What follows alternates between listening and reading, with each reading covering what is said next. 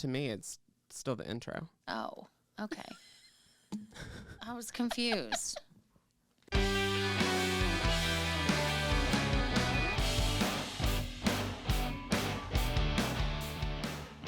Hello. Hi. And welcome back to another episode of Break Room Banter. It is a hairstylist adjacent podcast where each week Two friends who also happen to be hairstylists break down our weeks in the break room. I'm your host, Hunter Walden. and I am your hostess, Ericka the Red. And today we're going to talk about being stuck in your career. So have you guys ever felt stuck in your career? Have you ever been in a place where you're ready to get to the next step, but maybe you don't know what that step is? Today we have a guest who's gone on a professional journey as a hairstylist, traveling around the country, rebuilding over and over again. And has combined all of her years of experience to provide professional coaching to stylists who are ready to expand to their full potential. And joining us in the break room today is Crystal Melton. Yay! Hello, everybody. Thanks for coming Yeah, all the thank way. you. Did you know that she had clients this morning and then came here to do this little thing and then she's going back to take clients tonight? No, but when we were talking before, she said something about being done at 8:30, and I was like, well, we gonna be done before that. So she's got something real important to do tonight. I really hope that it's Yeah. not this. I'm like, We're done. Y'all, I just said I had a doctor's appointment today. Well, as you guys know, or if you don't know, we start every week off with our peak and our pit, high point, low point of the week. Guest of honor, would you like to go first? I guess so, yeah. All right. Of course. I would say my peak is I got to see my family last week. Nice. But I'm really glad to be back in Nashville because it's the best place on earth. I love that you think that. I really do. Okay, when you come from like Midwest, you know, That's when fair. there's literally nothing to do, That's there's fair. something to do every night here. You are correct. You are correct. Right. Pit would be my daughter moved back in from college. Oh. And we're gonna have to just like figure out the vibe again. Oh, because like it almost probably feels like she's an adult now. Right. And so Well, it's like to her. And so yeah, it's kind of like, okay, how do we do the whole like mom, daughter, but you're technically an adult now? Yeah. Yeah. So it's kind of weird. She got really upset that we ate her cheese from the refrigerator Oh, that was Oh. labeled. you said payback. Right. Yeah. Payback. Well, sorry, girlfriend, Sorry, in my girl. house. See that roof? I paid for it. I didn't write my name on it, though, because I'm going to let you have it. If you're her daughter and you're listening to this, sorry. Yeah. She'll be great. Mommy loves you. Right? I do remember that. I moved back in with my parents after beauty school, and, like, they didn't give me a curfew or anything, but my mom was like, if you're not going to come home, will you, like, please tell me, because you're still my daughter, and I'm not going to sleep until Yeah. I hear you come in. Yeah. You know? So at least if I know that you're somewhere, I can go to bed and not worry about you. Like, you don't have to check in, but please check in, you know? Yeah. Weird. I'm never having kids. It's so scary to think about. Yeah, Anyway, well, what is my peak? what's your peak? Oh my gosh. Your peak is that you did an awesome class.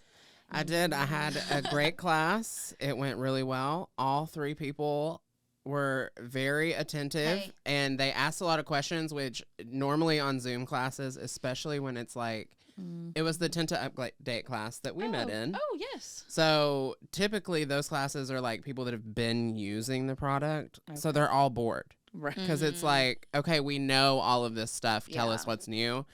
But it wasn't like that this time. So that was really good. That That's was really cool. nice. And then pit is that I had to take all of this crap out and then Put it back. put it back in. I love it. That's funny. There we go. It on the looked fly really peek and good, pit. though. Yeah, it did. It looked really turned out good. really nice, even though it's not how we confirmed a setup. I to know. get- I saw that. I had her FaceTime me and I was like, okay, so tell me if you can see this swatch if I put the camera here. Yeah. It's so good to have a good friend It- that'll do that for you. I was like, hey, what are you doing? Do you have anything to do right now? Can you Yeah, I he's like, Zoom do you you? have time for this right now? I was like, yeah, man, Can totally. you see my swatch book? Yeah. Right? yeah. She was like, I mean, I have a cup on my back, but that's about it. God, that was rough, man. So yeah, that's your peak and your pit Yep, on the fly. on the fly. Mine is pretty on the fly too. I would say that my peak is that for the first time I can genuinely actually say I'm feeling better, like for real better. I think all my ribs are back in place. I had 7 ribs out in the last 3 days. I was going to say, have you told them Atrocious. Okay, what's so going on? obviously, like, I think I talked about the pain in my chest last episode. And I thought it was just like, I don't know, acid reflux or something stuck in there. I wasn't really sure, but I don't love the doctor. And even though I do finally have health insurance, I was like not wanting to go and have them charge me $1,000 to tell me nothing, right? So I was like, I'll be fine. I'll be fine. I'll be fine. I'll be fine. And then Saturday, I ordered food Friday night because I got home late. And I tried to take a bite of it, and it felt like someone had funneled lava down my throat. And, like, once it hit this, like, kind of inner part of my chest here, it would, like, shoot pain into my back. And, like, it was really, really bad. So I was, like, crying, panicking, hurting, and it was, like, this visual or, like, cycle of, like, each one fed into each other. And it was awful. So finally, Sunday morning, I woke up and I was like, all right, I'm going to the urgent care. So I went to urgent care. They did an EKG. They did a chest x-ray. Like, I was like, can you put a camera in there? Like, I am willing to you can stick whatever you want anywhere as long as you tell me what is going on with me. And they were like, well, I want you to take this medicine. So they gave me, like, basically extra strength Prilosec, like prescription strength. And he's like, well, it can take up to a month for this to work for you to see results. So if you're still having pain in a month, then we'll come back and we'll do a scope. Not helpful. And I'm like, okay, well, I've lost 10 pounds in the last 2 weeks because I can't eat. So, like, I'm going to die before that happens. We were legitimately at work. We were like, Ericka, you could be having a heart attack. Yeah. And she was like, not for days. And then we looked it up and it was like, No, actually women can have heart attacks that last like months. Days long. Mm-hmm. Yeah. And so I will say I felt better, like, having had an EKG and a chest x-ray to know that, like, it wasn't my heart. My heart was in fact healthy. And there wasn't actually a rib sticking through my heart. It just felt like it. But I did. Then I went to the chiropractor and I had 3 ribs out on this side. And then he popped those back in and it felt better. But by the end of the night, this side had popped out in the front. So, like, the next day I went back and that part has, like, cleared up. My ribs are where they're supposed to be finally. But, basically, now after talking to that doctor and then talking to my naturopath in Oregon this morning, he said I have some sort of esophageal spasm that, yes, in fact, can sometimes be caused by stress. So there's probably, I spasmed up some stomach acid into my esophagus and there's an ulcer there. So I'm, like, literally surviving off of Manuka honey and valerian root tea right now. And I can't still really eat anything. I did eat a nibble of a cookie yesterday and just sucked it up and ate through the pain because it was worth it. Can you eat, like, ice cream? So, and then last dairy? night I didn't leave the salon until, like, 11:30. Oh. So I have no food in my house because I've just been going. And so I went by Whataburger and got a, like, milkshake. Mm-hmm. And I don't do super well with, like, full-blown dairy, so I didn't eat all of it, but God, did it feel so good, like, going down. So 2 cold sucks, 2 hot sucks, but right there in the middle is fine. And I do feel like it's getting better, like, there is less pain as it goes through. So I will take my prescription Prilosec for the next month, like both doctors told me to do, and we'll go from there. But the naturopath gave me obviously some other stuff to take. That's because the one that they prescribed me for the anxiety was like, may cause trouble swallowing, chest pain. Literally, Michelle Googled it and it, like, slows down your brain activity. Like, you can keep that. I'm good. So he prescribed me, like, magnesium. And then a methylated B12 because apparently I've got the MTHFR thing, that the motherfucker gene that I was telling you about. Apparently that is a thing that I do in fact have, which makes sense. So I have to take a special B12 and a special MTHFR supplement. But other than that, I think I will be okay. I think I'm on the mend. Thank God. So, yes. That's my peak. Well, I was going to say, is that your peak And then your pit is Well, how it happened? My pit is that with all of this stress, obviously, like, you know that at work our boss is going through some stuff, so like I'm not mentioning any of my own shit to her right now. Somebody was like, "Does Michelle know that you're dying?" I was like, "No, and I'm not going to tell her." But all of the stress of the last couple of weeks, like last night, I was so tired. I did not want to clean the salon, but I had to, right? Mm-hmm. So I'm going and I'm going and I'm going. And this time I didn't move everything out. I just moved the stuff onto people's perspective things because I couldn't handle the moving of the pushing and the pulling. There is still a lot of inflammation going on in my chest and back. So I was trying to do minimal pushing and pulling. Well, in that, I bumped Michelle's table when I was vacuuming, and I knocked her mirror off, and it went and it luckily shattered in the frame and not all over the floor, but it's broken. And that was like the straw that broke the camel's back. So I literally sat in the salon by myself, music blaring, bawling my eyes out for about 20 minutes. And then finally I texted Hunter and I was like, I fucking hate myself right now. And he was like, just scream. You'll be fine. I was like, have a didn't- good scream. Yeah, I didn't scream, but I did eventually start cleaning again and I got it done. But that was my pit. Like, I was just like, a broken fucking mirror. Are you kidding me? Like, my life can't get any worse right now. Ugh, but it's fine. Everything's good. And I do feel better. My health is getting better. So I really, overall, like we were just talking before we started, like I really think it was my body being like, bitch, this is enough. Yeah. Stop eating like shit. You got to start sleeping. You got to start taking care of yourself. I mean, I used to be like a freaking health freak, and I've been a lazy junk food person who I don't drink that much anymore, but I was drinking more than I should be. You know what I mean? Just not healthy. So my skin looks really good today because I've been drinking lots of water and Manuka honey. So, you know, that's a peak That's too. a peak. Right? Right. All right. I'm done talking. Let's move on. So we talked a little bit before we started recording, and you mentioned something about a project called Rafa House, and I want to start there. So the first question is, who is Crystal? But I want to start with that specific thing. Definitely.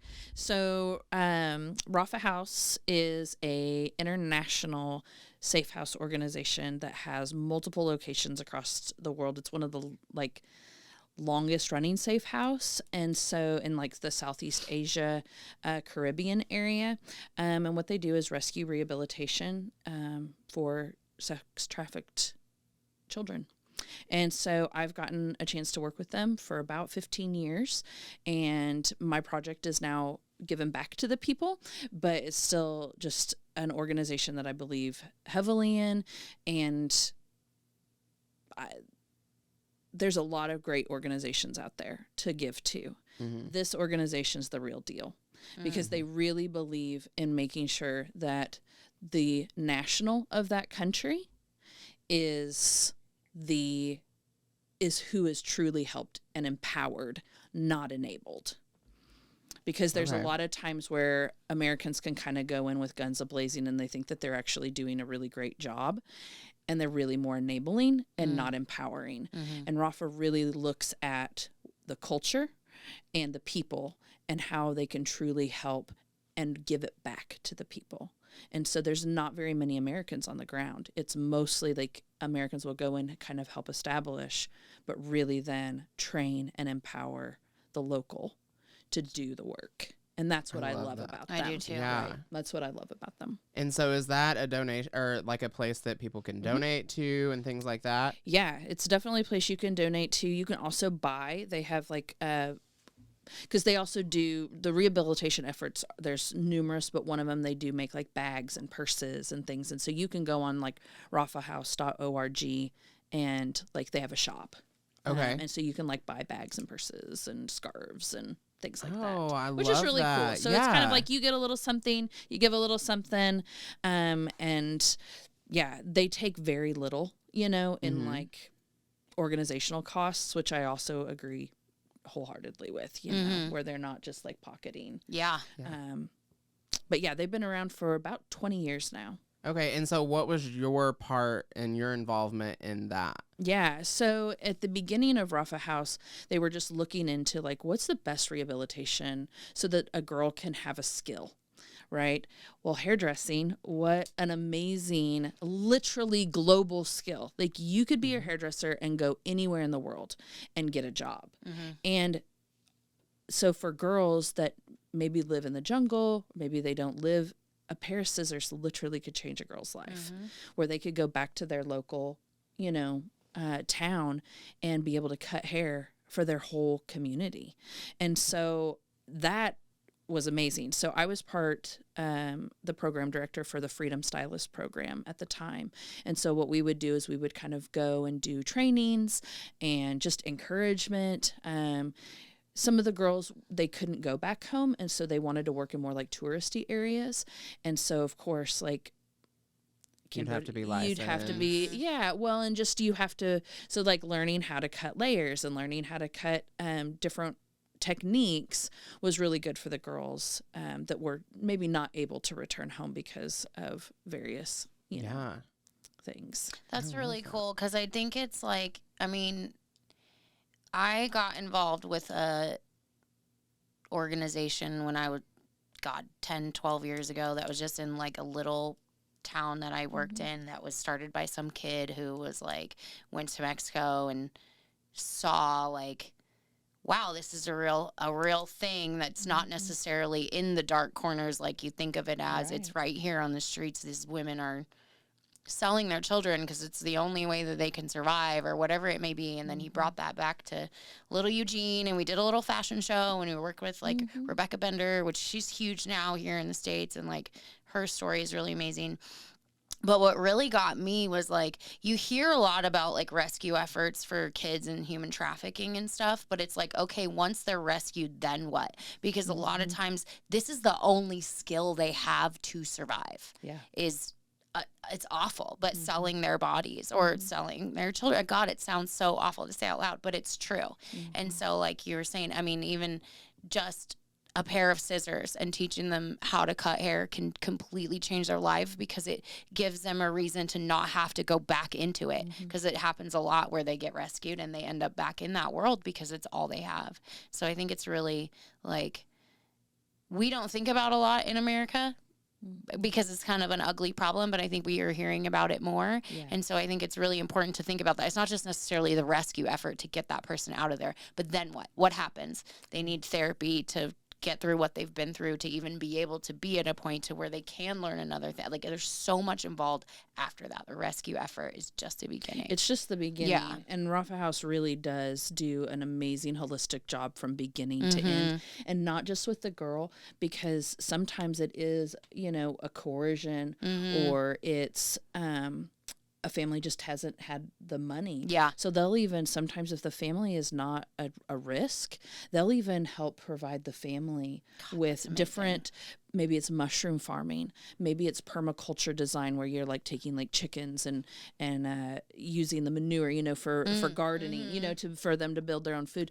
So there's actual efforts that Rafa does even for the families, so that the girl can then return back to her family, because it's not like they might have been coerced into it. They might have said, "Hey, family yeah, exactly." And so that's one of the reasons why I love Rafa House so much, is because they don't just think about the rescue. They really try to think 10 steps ahead, 20 steps ahead of what does this look like in 10 years for this girl? What does it look like 20 years for this girl? And because it's given back to the local, there's tons of social services that are offered. We like follow, a girl all the way through, so that maybe you're checking on her once a year, then once every 5 years. And then they offer also a preventative program. And so that's called, hold on, it's there. If you go on rafa.org, you'll find it. But they do a preventative program, which, goodness sakes, if we could prevent it from happening in the first place, then isn't that even better? And so it's then providing social services, farming, all sorts of different things, rice, oil, education for these kids in the early stages of their life and their family, so that they never get to point. They don't have to even They go don't. there. Yeah, They they don't even have have the to go skill there. to That's build a really life. cool. I Yeah. don't know if I've heard of I mean, not that I know everything, but I don't know if I've heard of Right. one with Right. prevention like that. Yes. That's really Yeah. awesome. The kind of the last thing I want to touch on with them is something that is just new and recent. Is now Rafa has been doing so much good work globally, but they really have kind of held off on doing work domestically, and that is something that they are going to start in the future, where here in the United States, where human trafficking has increased exponentially, that they are starting to think about expanding over here. Because there's some really great organizations here, even here in Tennessee. In Slavery Tennessee is a great organization. If anybody's interested in like a local charity to be a part of, with ending trafficking. And so there's many ways to be involved with that. Love it. And especially as a hairdresser. I mean, Yeah. goodness sakes. There's so Well, many I've ways. seen a lot on like TikTok and Instagram that there are certain haircuts to ask for now. Like, and salons will put it in their women's bathrooms. Like, if you were brought here by someone you don't want to be here with, ask for this haircut and we'll figure it out for you. Yeah. There's tons of stuff. I mean, I'm noticing more and more in like bathrooms, like if you're like on the highway or something, and rest stops. There's so many options and ways in which, we can prevent this from ever, from people getting hurt. Oh. So, well, not to start on too heavy of a topic.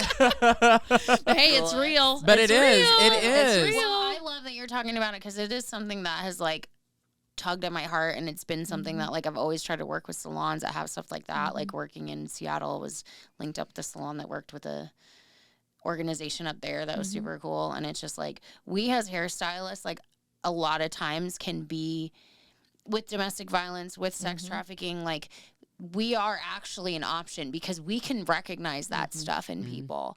And there is a chance that they may sit at the front or leave them in that building long enough that we could do something or slip a phone number or just keep an eye out or whatever it may be. So I think it's really cool.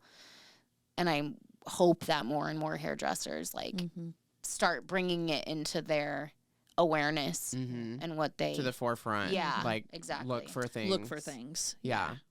I know In Slavery Tennessee does a lot of trainings of like what to look for. Well, and then we have the requirement for our license. Yes, our new license. That was brand new. I'm super stoked about it. It's a great first step. So I was just really happy that we had even a step. Yeah. So. Yeah, for sure. And is it just in Tennessee or is that... I don't know. Is that national now? I don't hold license anymore in my other states. I let them all go. But it gets expensive. Yeah, especially when you're like, okay, I think I'm actually settled now for once in my life. So, but yeah. So I don't know. I only know Tennessee. So. Oh, well, same. Yeah. Well, Same. and I have about 3 more months to renew my Oregon license, or they gonna take it from me. So I'll tell you soon. Yeah. Or she won't. Or I won't. Yeah. Okay, so I'm glad that we started there though, because I feel like if people are listening in the beginning, that's a good part to capture for people. So now I want to kind of get into like the coaching aspect of it. So how did you get started in coaching in general? And like, what is coaching? Right. I think that's a good first question. Good.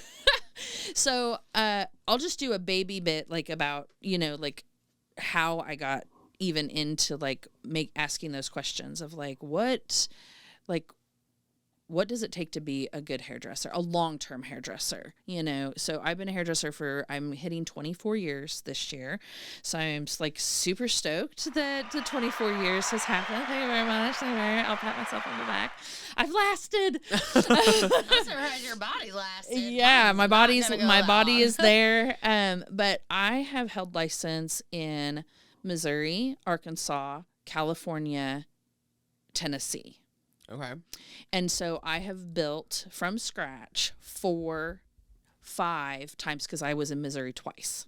Oh, wow. So I went from, so it was Missouri is where I got my license first, then back to California, to Arkansas, back to Missouri, and then to Tennessee.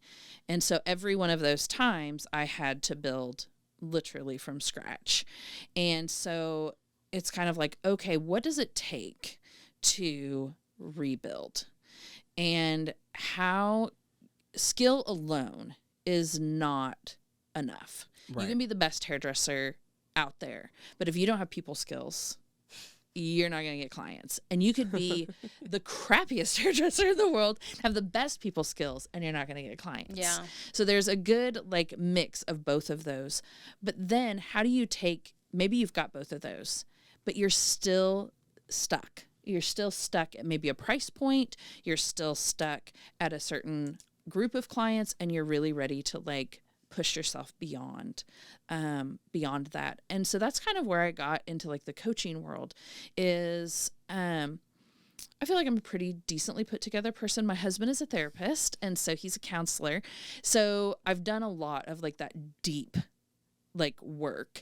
And so I was looking for something that was really going to kind of take me from like that +1 to +5, right? Like to like I don't really need to do deep pit work anymore. I'm ready to like level up, Yeah. like reach my ultimate potential. We're out of the shadow work. Right, I'm out of the shadow work. Reaching I'm for the ready for to go stars. to the stars.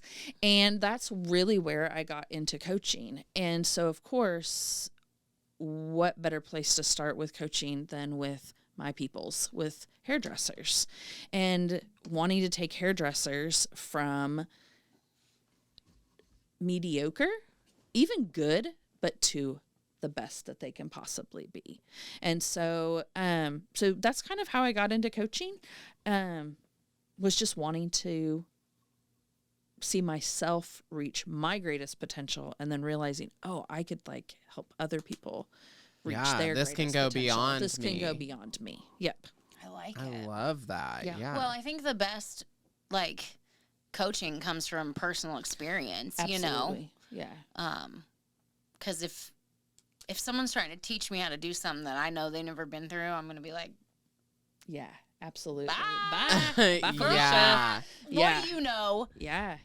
I feel like a teenager in that aspect. I'm like, "Psh, you don't even know anything. What do you mean? Well, we've had the conversation on the podcast multiple times how it's like if somebody's not doing something, it's hard to Yeah, take them seriously. Take take them serious. seriously because you don't see the ice under the water, right? Right. You only Yeah. see the iceberg that is That is. the Mhm. grandeur. You don't Mhm. see everything that they did before that. Yeah. Mhm. Yeah. Yeah. Absolutely. Which I think is part of why we do this podcast, because we want to see what's under the surface. Yeah. right? Not You because know? we have it, but because Yeah. we want to see what it takes Yeah. to have it. Exactly. Mhm. Yeah. So then you went through like a coaching program, right? Like you are a Yeah. professional Yes. certified Yes. coach. I am certified. Yes. So because I went straight from high school into hairdressing, I didn't do any college. Mm-hmm. And I've kind of grown up with the thought of like, let's hack the system. Right. And so it's like, I don't really feel like you have to go and Mm-hmm. do. I mean, my husband has a PhD. That was like 15 years of his life. And it That was you were like, off in Cambodia. I was off in Cambodia. He was Living your doing his life. the right. No, I'm just kidding. No, we were doing it together. We were doing it together.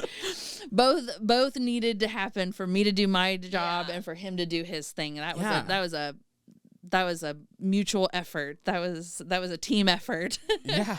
And have kids in the middle of all of that too. So yes. Yeah. But I do Wow. believe in like hacking the system. And so I actually homeschooled my kids.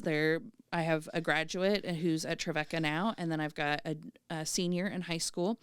And I've kind of felt the same way about that. It's like, how can I hack education so that I can get them where I think the best educationally they can be? And so in the state of Tennessee, we've got these great homeschool things that you can do.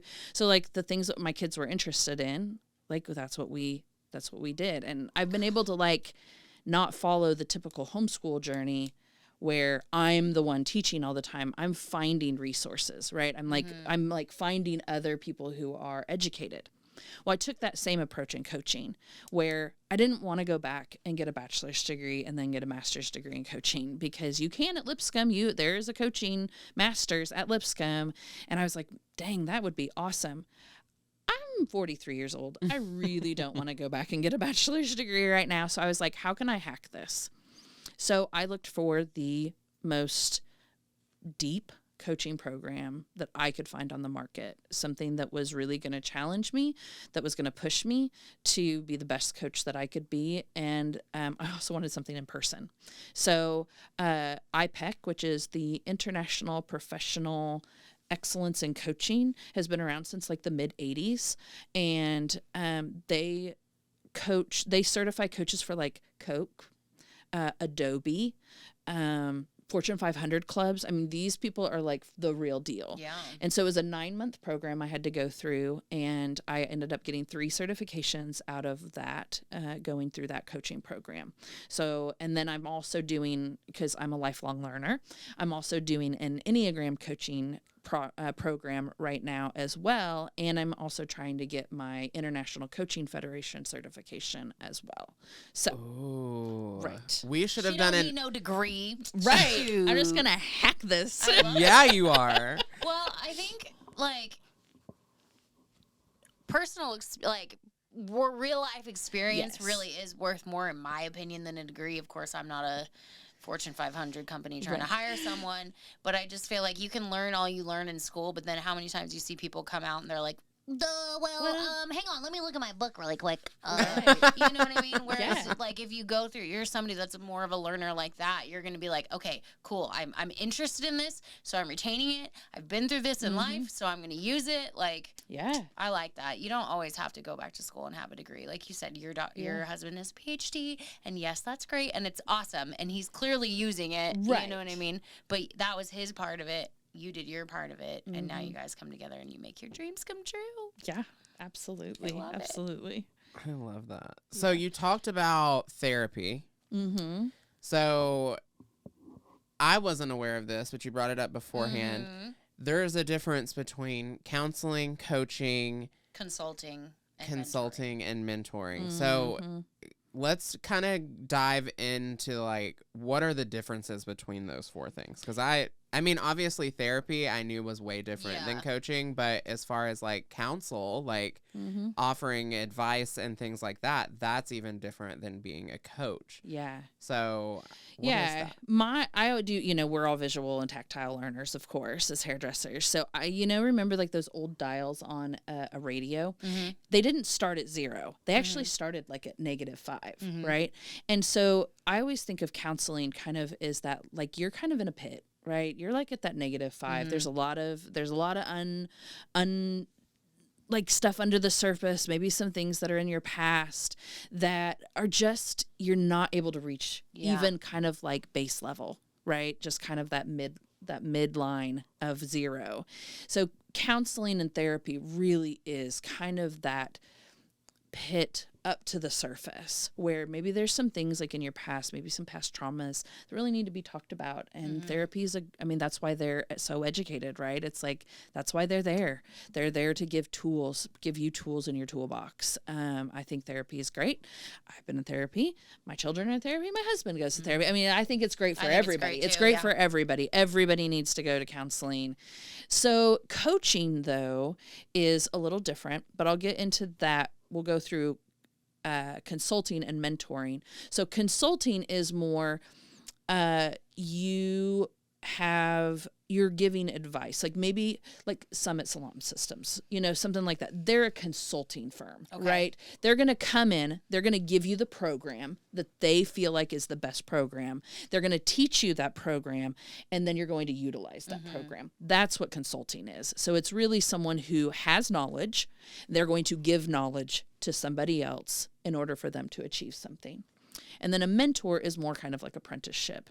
You're just bantering, you're just talking, you're shooting the breeze, you're going to give a little wisdom, you're going to glean a little something.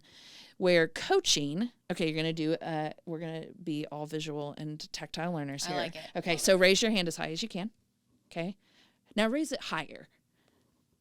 Okay, but I told you to raise it as high as you can. Why didn't you raise it as high as you can?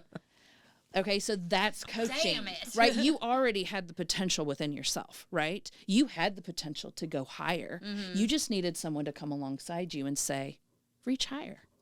Yeah. So that's what coaching does, is we ask thought-provoking, intuitive listening, engaging questions so that you can dig deep into yourself to reach your fullest. I don't know what your full potential is. You know that. I just come alongside and help you reach that. And I was telling you beforehand, I love the example of Patrick Mahomes, because did he already have that inside him? The ability to throw like he did, the ability to run like he does, to reach the GOAT status of, the best quarterback. Yeah, but he needed Andy Reid to get him there. He needed that coach. Does the coach do the work for him? No. The coach comes alongside and propels them and walks really the journey, right? It's really a journey. And so coaches will also give tools so that you can start coaching yourself, because I can now ask myself questions and I can start I do it out loud in the car. Like if there's something I'm like, dang, I really need coached around this. And I'll just think to myself, okay, I'll just do this for myself now. Now that I've been trained, but coaches have coaches. I have a coach as well. And so we go back and forth with each other. Like I'll do one Friday and then they'll do the next Friday. Okay. And we'll just coach each other back and forth, which is great. That. Yeah. Because it's always keeping me spry, right? I'm never going to believe that I'm like at my absolute. Think about a mountain range, right?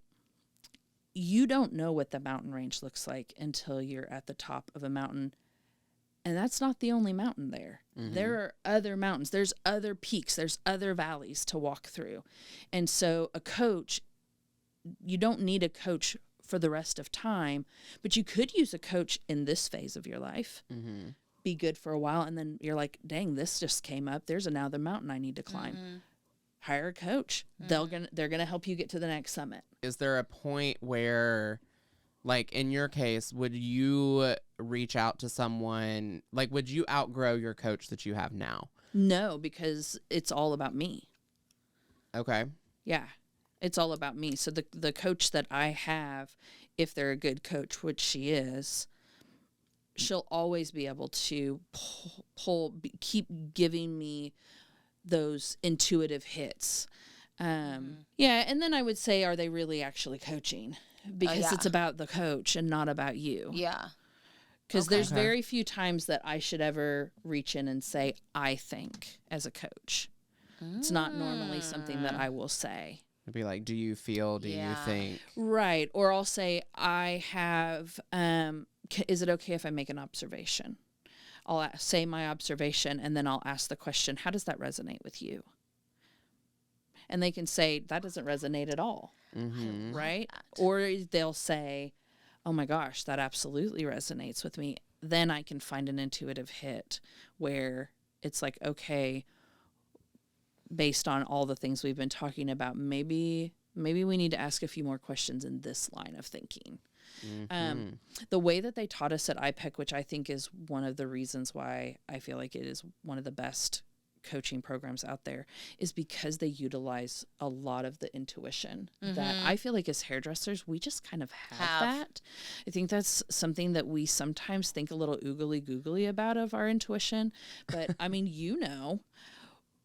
that intuition hit, and if you don't pay attention to it, things can go really wrong in the chair, right? When you look at that color and you think, I'm getting a feel that that's not exactly what I should do.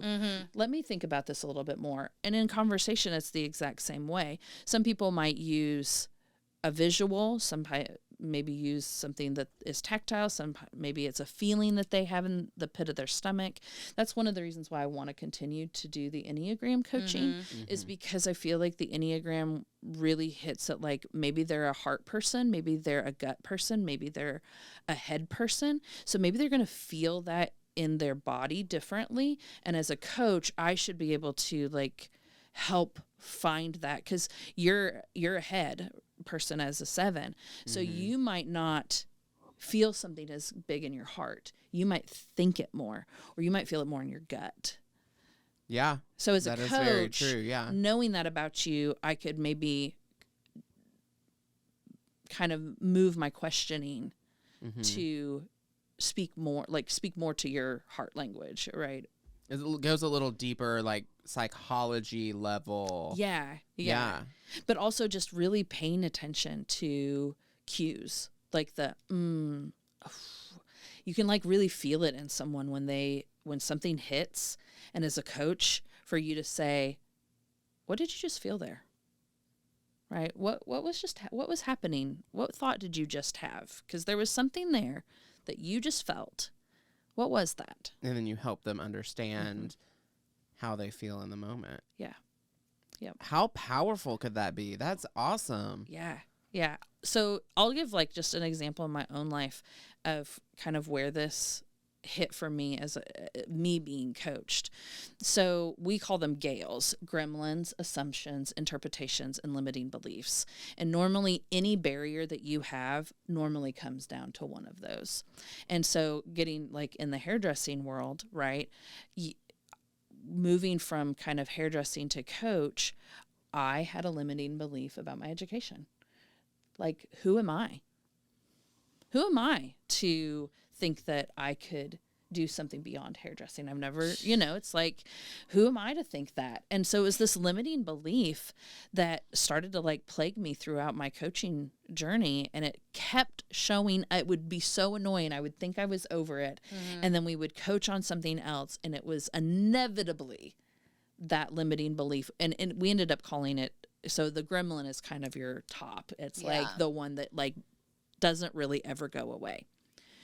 By the end of my 9 months, the end of that kind of coaching portion was actually to give your gremlin a different name and give him a different job. And that's where I came up with the hacking, because it was, okay, I've been saying I don't have enough education. I haven't put the time in to be able to do this. And my coach started coaching me around the thought of, that limiting belief has served you in the past, but it's not serving you anymore.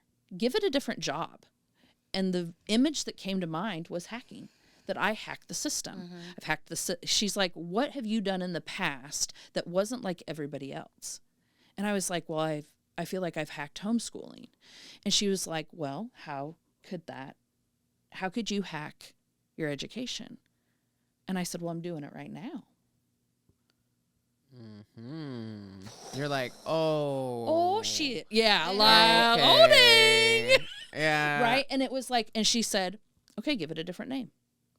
It's not a gremlin anymore. He served your purpose. Served your purpose for a while. You can say, thank you for serving the purpose that you served for my life. You protected me, right? You did your job. And now it's time for you to get a new job. And your new job is now hacking. And so now that gremlin doesn't hold its sway over me any longer, because I'm smart enough that I hacked it. I didn't have to go back and get a bachelor's degree or a master's degree. I hacked the system instead. I'm over here I'm like, I mean, you had Ericka like backing up and like sitting up straight.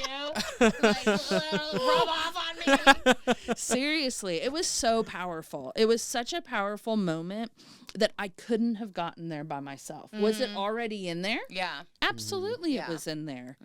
I just needed someone to help me get there. I really like what you said when you said that about the counseling. Like, you felt like you've already kind of done the counseling and how that's kind of under the surface, and then these next steps are like getting you up to the surface and then above it and then seeing your full potential. Because I feel like we have a really great mentor and coach in the owner of our salon, but the reason, not that it didn't help me, but I feel like the reason I haven't gotten to where I wish that I was yet is because I haven't done that under the surface stuff yet, which we talked about before the podcast. But I think that is a really great thing that, maybe, let's say you are in a coaching program of some sort right now and you do still feel like you are having, blocks or, you're just not getting there. Would you say maybe it would be advantageous to back up in that process and maybe go do some counseling and figure out why you have some of these, why your little gremlin is not a gremlin, he's a King Kong or a Godzilla. Yeah, you know? absolutely. Okay, I like that. And a good coach should be able to recognize that there is a little bit more under the surface and refer you. Yeah. And so our organization, Melton Wellness, has both counselors and coaches. Yeah, you're definitely going to be hearing from me. Yeah. And so what's great is that, you know, one of our counselors was asking me the other day, hey, I think I have a client, feels like they've done some like really good internal work. Is now a good time for them to have a coach? And I'm like, well, absolutely. Let's try it out. Yeah. Let's just see. And that's not to say you're not going to go back into counseling sometimes. There might be some King Kong that's lurking, you know, behind, you know, maybe a Slenderman that's like, you know, like real hidden back in there that has not come in the shadows. Yeah. Maybe you're not ready to face that. I mean, our body protects itself for a reason, right? We're a whole, we were talking about this, we're a whole person. We're body, soul, and spirit. So sometimes our body protects itself and we're not ready to sometimes get to some of those really, really deep things until we've peeled some of those onion layers back. Yeah. So the way we envision coaching and counseling is really a hand-in-hand method of holistic care, because sometimes someone is really going to need counseling and sometimes somebody's going to really need coaching, and there really should be no push and pull between those two. It's just making sure that you as the client and you as the counselor or the coach are really picking up on those intuitive cues. Yeah. And that's something that can run simultaneously. Absolutely. Totally. Absolutely. Yep. I like that. Yeah. I love it. It's like a whole new version of self-help, right? Because it's like, I think in, 10, 15, 20 years, counseling was still a little stigmatized, where now it's really been brought to light that how helpful and how powerful is this.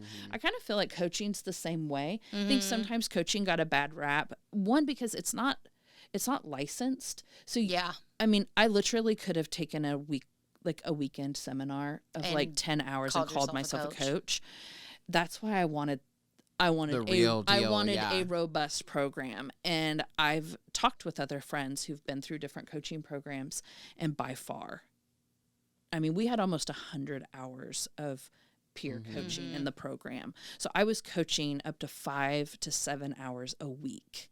Wow. Just with my peers before I even could call myself certified. You have a lot of the same things that I have, where you've always kind of had a little bit of an imposter syndrome. Yeah. So you always have to find the best resource available, and then that is the one that you choose, because otherwise it's not good enough. It's not good enough. Well, and that's our 7 going to our 5 arrow in Enneagram speak, because we want to know. Yeah. We want to know. I need to know. I don't want to know. I need to know. I need you to give me the answer, right. And I need it to be on paper in black and white. Thank you. Thank you. Yes. You'll know what I'm into by the stack of books beside my bedside table. Yeah. Yeah. That's an Enneagram thing. We should have done an Enneagram test before. I know. Before the episode. I really wish I knew what mine was. Yeah. Well, we're gonna do it after we stop recording. Okay, cool. We'll do your test.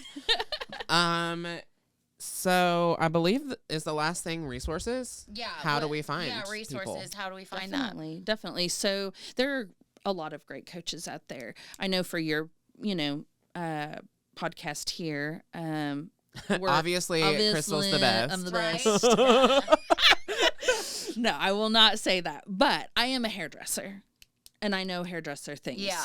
And so it's kind of like, I do want to utilize my resources well.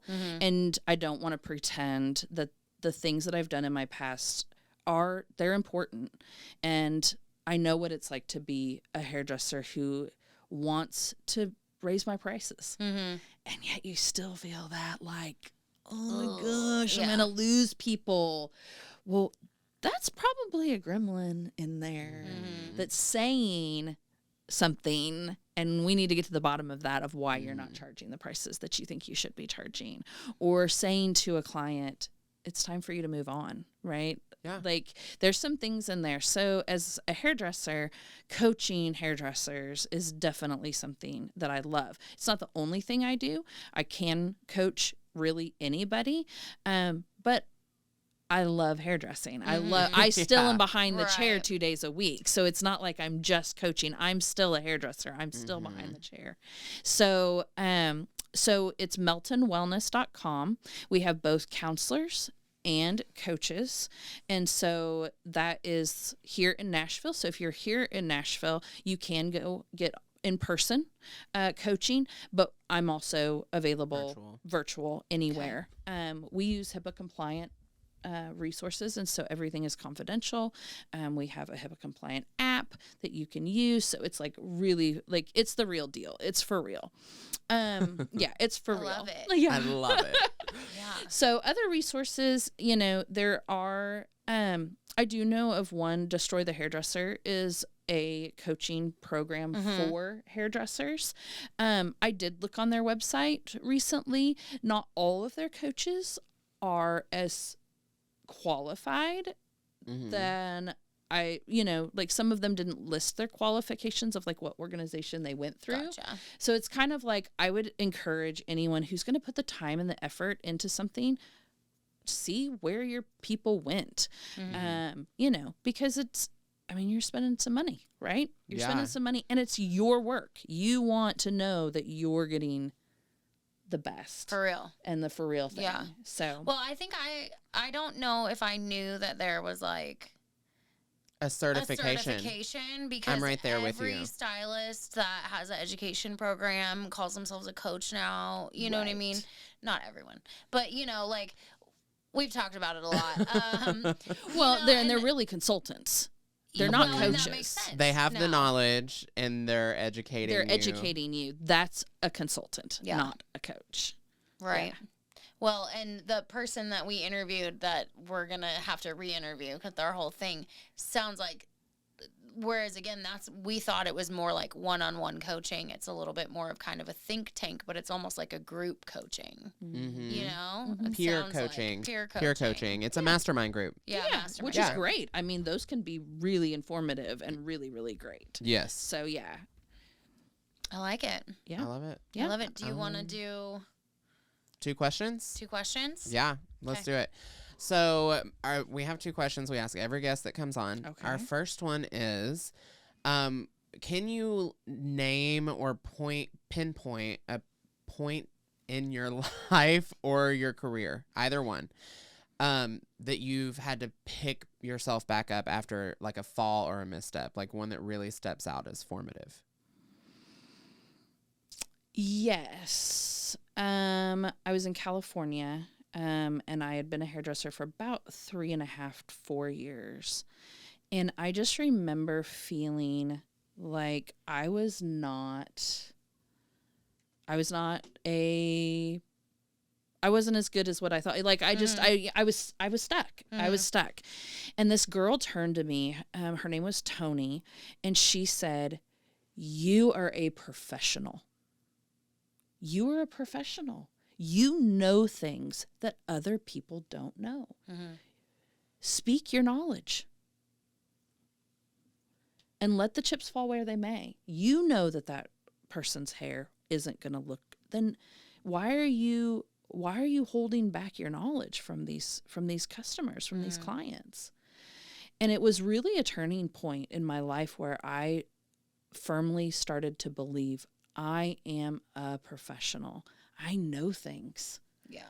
And I am doing my clients a disservice by not speaking my knowledge, by not saying, you have 3 layers of bleach on that.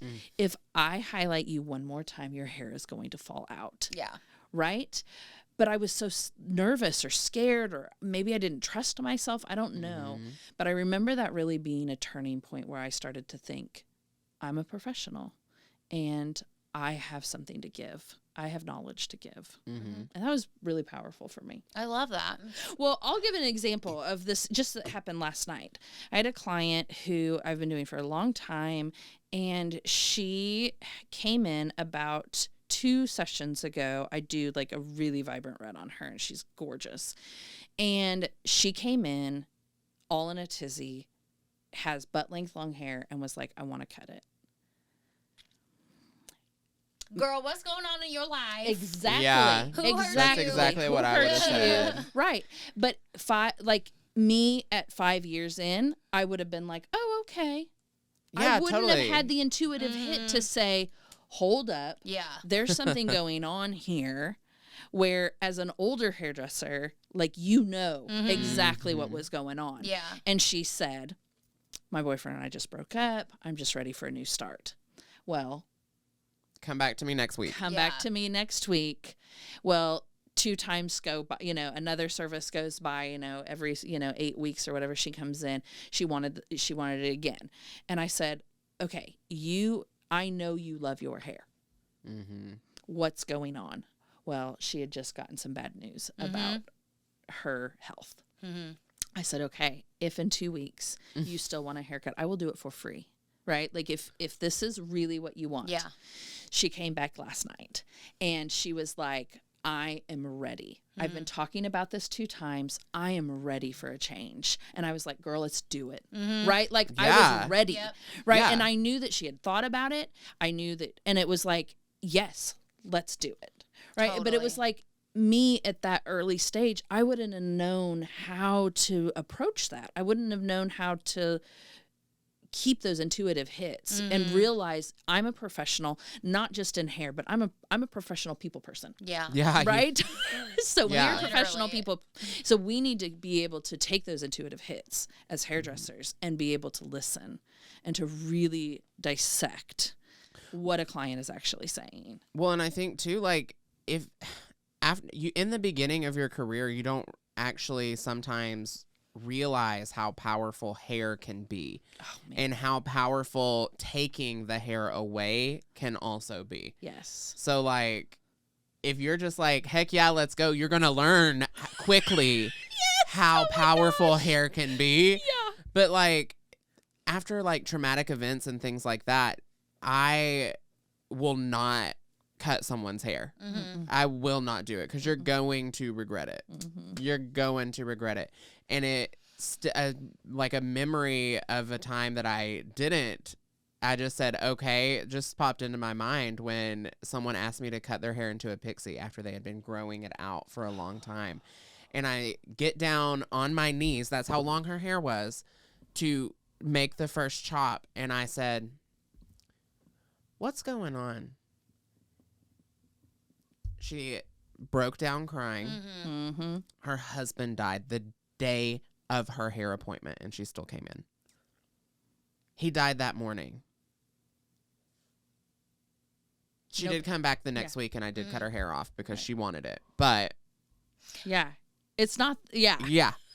I have had a lady come in one time where she was like, she was young. She was like 19. She was 5 months pregnant. And she was like, I got all this hair and I got this baby on the way. And like, so cut it into a pixie. And I think my son was like 2 or 3 years old at this point. So I was like, are you sure you want to do that? Like, let me tell you, a ponytail's going to be your best friend, honey. Yeah. You know, and I just talked to her and I was like, listen, if you want to cut some of your hair off because it is thick and it is a lot to handle, like, cool. But I really advise, because I just went through this a couple years ago, that you leave some length, you know, XYZ. We can find something cute in the middle.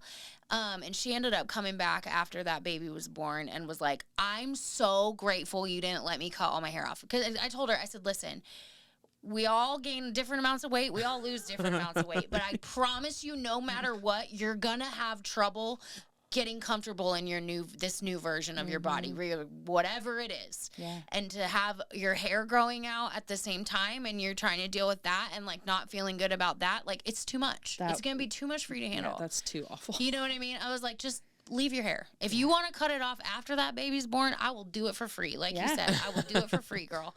But I was like, I promise you that like we want to make your life easier, not harder right here. This mid-length that's like short enough to still go in a pony when you haven't had time for a shower in 4 days is really going to come in handy and you're going to be grateful you have it. Versus like, think about trying to grow out a pixie.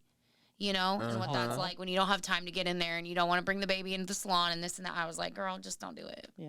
And she did. She literally came back and brought her baby in and thanked me and was like, thank you so much. Yeah. Like, I really appreciate that, because that was exactly what I was thinking. I was like, you are hormonal. Yeah. You've never had a kid before. And you're doing this because you think this is what you're supposed to do. Yeah. And you're going to regret it, I promise. You know? And as hairdressers, we have so much weight in the conversation that for us to not realize that, and that's like that question you asked, for me to realize that it is not just cutting or coloring someone's hair. It truly is about having a conversation, listening, being made of, doing good consultation, even if it's going to add 10 extra minutes to my day, right? It is worth it because that client will thank you and will be your client for friggin' ever if you take the time to be the expert, for you to be the expert, and for you to say, you know what, I don't know. Let me go check with someone. And for you to have enough self-confidence in yourself to say, hey, this one's a little rocky around the edges. I want someone to like pitch this idea to. That was another huge thing, is just always being willing to ask for help or questions, or, hey, you want to consult with me on this? I feel like that shows so much more strength, of character than trying to wing it. Well, you only know what you know, and it's not embarrassing to ask. Yeah. Because then you know more. Then you know more. Yeah. I like that. I like the way you put that. Because, I do think, especially when we're young and there's so much advice out there that's like, fake it till you make it. No, don't fake it till you make it. Don't do it. Like, ask for help. Yes. That podcast that I shared on Instagram, Yeah. she said, you're going to fuck around and fake it until you make it, all the way until you get into the room with a bunch of people who are professionals. Exactly. And then what do you do? Right? Yeah. Ask for help. Ask for help. Seriously. Well, and I think, there's one thing about like fake it till you make it can be good advice when you're like, I don't feel like I belong here. Fake Right. confidence. Fake confidence. Yes. Fake Right. it, right. Don't Right. fake knowledge. Don't fake knowledge. Yeah. Yes. Amen. We don't want you spreading misinformation. No. Okay. Yeah. Yeah, don't fake your knowledge, and don't fake like you know something that you don't know, because when you inevitably get called out for not knowing that shit, you're going to look even like really stupid. You're going to look stupider. You're going to look stupider than you are for not knowing. No, just kidding. But what better way to make connections with the people that have the knowledge than to just simply reach out and ask them? Because there are a lot of people out there that try to fake that confidence, try to act like they're there, or just think they're better than they might actually be. And so they won't make that. They won't humble themselves. They won't be like, okay, hey, can you give me some advice on this? And it's like when you humble yourself and you go to someone who knows more than you do and you get the right information, obviously it helps you, but it also sets a really good example for like people around you that like this is okay to do. And it to those higher ups, I mean, there's times we've talked about it as educators, like there's a time where you got that person in class that it's like, no, they're genuinely asking these questions so that they can understand it. Like you do have people that are trying to make you look stupid, but when you do have the people that are really engaging and asking questions, it's not annoying. It's like, this is what we do this for, is because people like that want that information and are willing to ask, So that's my spiel. Yeah. Love it. Right, next question. Yeah, spiel into the next so one. the next question is, can you tell us about a time that you've been able to surprise yourself with your accomplishments or something you've been able to achieve? Yeah. There's been many times where I'm just like, is this my life? Like in a good way. Yeah. I had taken my girls in Cambodia. They had like really accomplished a lot, and it was about time for me to release, like to empower them. I have a feeling this is gonna make me cry. Well, I don't know if it will, but it was just like it was a celebration, right? It was a celebration, and all the years that I had been traveling back and forth, my kids, I started traveling when my daughter was 3 and my son was 1. And so my daughter had really seen her mom go back and forth to Cambodia multiple times. It's normally twice a year. I was normally there for 2 weeks to 3 weeks at a time. And it was one of the last times I was going, and we were kind of doing a celebration. I really wanted her to see what her mom had been up to, and what sacrifices my kids and my husband had made for me to be able to do this work, and for my friends who came alongside me, watched my kids, helped my husband cook. I mean, there were so many people that were involved in just the daily life. And so we were taking the girls on a vacation, which, you know, a lot of them don't ever get a vacation. And I just remember we traveled like literally in the middle of like the Nowhereville of jungles, and we pulled over on the side of the road, and there was like this kind of bamboo hut. And I was like, okay, is this what I signed? Like, I thought I told my person, like, I wanted something like beautiful and like amazing. And I was like, okay, we're at like a hut near a stream. Okay, well, this wasn't like what I was thinking, but okay. And we like made the best of it. And then they were like, okay, let's go to the waterfall. And I was like, what waterfall? And we start walking down, I mean, the jungle of Cambodia.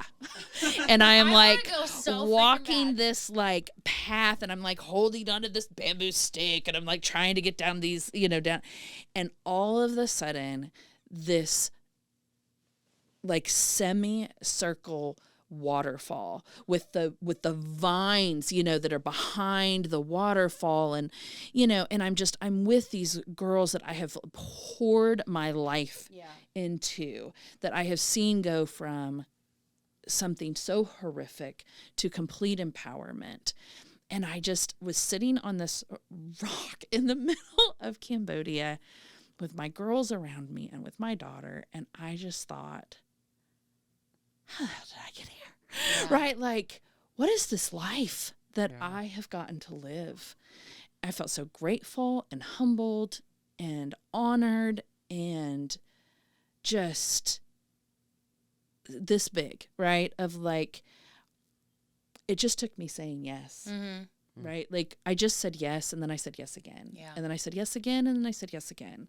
Right? And then those few yeses turned into, okay, how can we grow this? Like, how can we make this the best that it can be? How can we get more people involved? How can we empower these women? How can we make them, turn them from, you know, victims into champions, right?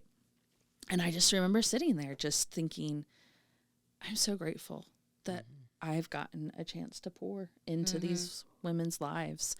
And now that portion of my life is over, it's kind of like I get to take little snippets of that in coaching and pass it to the next person, and pass it to the next person, and pass it to the next person, because it's like you never know what your next yes is going to lead to. Well, Well, and I love that you said you took your daughter so that she could see the sacrifices that you made and what it was about. And I think that was a powerful moment for her, because as children or family of friends, even of people who are out here doing these aspirational things like you've been doing, and like, I hope you know that is aspirational and inspiring to people, and they don't realize that every time you said yes, you were saying no to something else. You were saying no to being home with your kids and feeding them dinner and getting them ready for school in the morning, and how that could have affected your relationship with your kids in 20 years. But you did that because you cared about the bigger picture and you cared about these people. And so, like, it's powerful that your daughter was able to go with you and see that. Yeah. Thank you. I appreciate that. I can't imagine the feeling that you had, like, as in your soul, like whenever you got to see it all come together. Yeah, it was not easy. It was not easy, and it wasn't even easy these last 5 years that I've let go, because it's like it's like letting your hens, like they go, like they go off into the world, and sometimes it doesn't even look like a pretty bow at the end, right? Because there were some loose ends that didn't get tied in a nice pretty bow, but that's the nature of the work. Yeah, it's honestly the nature of life, right? It's not all going to be a pretty bow. It's just what you make of it, you know, in the end. But it is interesting sometimes, and I do sometimes feel like, okay, like, what's the next? Like, what's the next thing around the bend? And even if it's not as magnificent as what I have done in the past, no less magnificent for you behind the chair. And whatever you're going, like the lives that we are one of the last remaining professions that physically touch people. There is power in the touch. There's power in our words. There's power in our souls that we are giving to clients. They are not just simply a piece of money that comes in and sits in your chair. They're humans.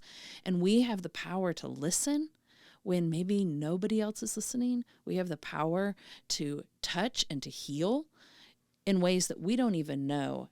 And if we're not being able to tap into that ourselves, or we ourselves have not been healed into our full potential, then we can't touch others in that way in which to like give light and life to those humans around us. And it's just like, it could be as simple as just asking what's going on?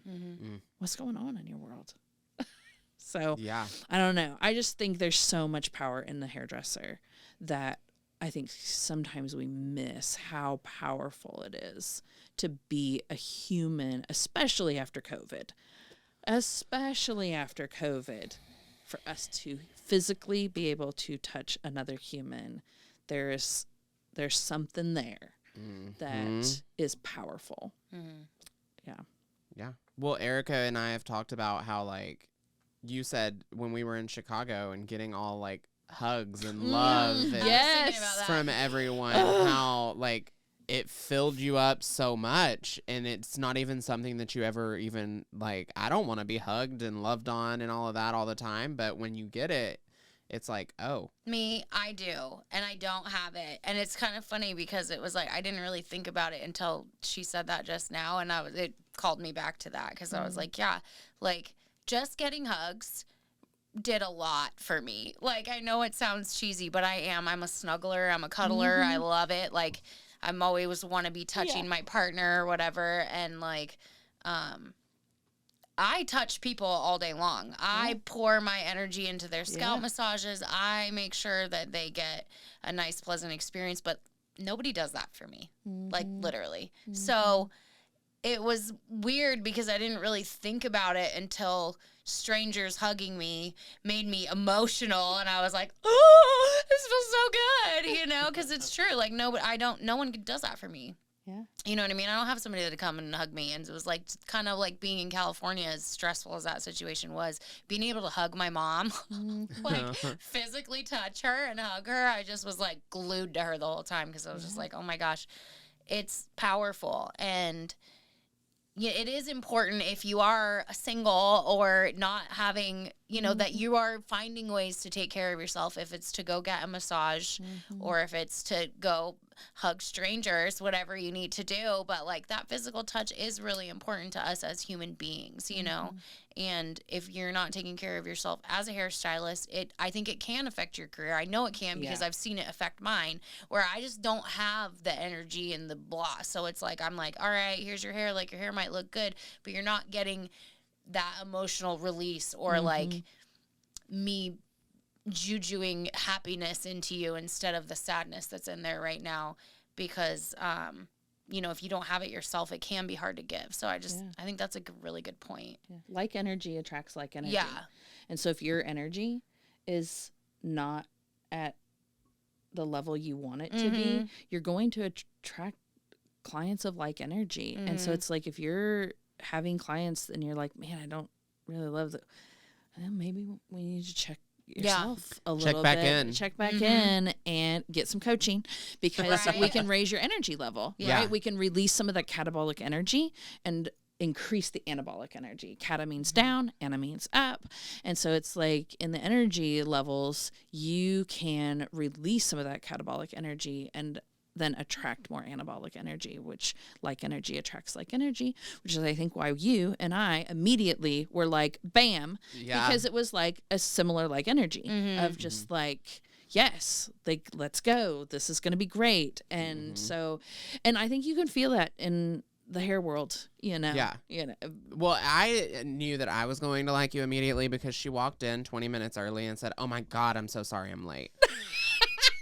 Hunter was like, my people.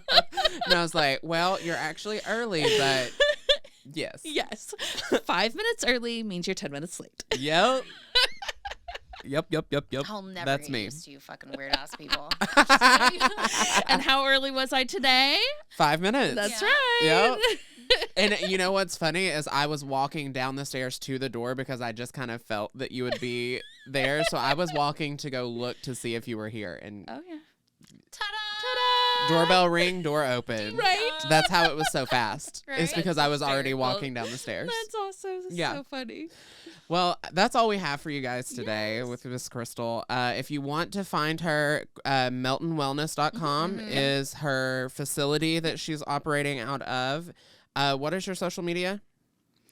Oh, it's Chris. You don't- I don't. You don't really do it? Yeah. Which, hey, if you can build a business in 4 states with no Without- social media, It is possible. It is absolutely possible. I have only been back behind the chair for 3 years, and Yeah. I am like Banging. banging. Yeah. So it's absolutely possible. You just got to go about it. You got to hack it. Yeah. You gotta hack You it. gotta hack it.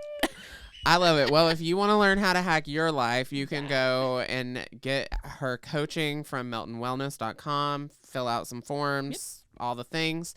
If you want to follow Ericka and I on our social media journeys, I am at Herix Hunter on all the things. Ericka the redhead on all the things. Make sure you're subscribed to our YouTube, our Spotify, Apple Podcasts, all the things, as well as our Patreon, which is a $5 donation each month to help us grow the podcast and offer support. Until next time, remember, You always have a seat at our table. bye.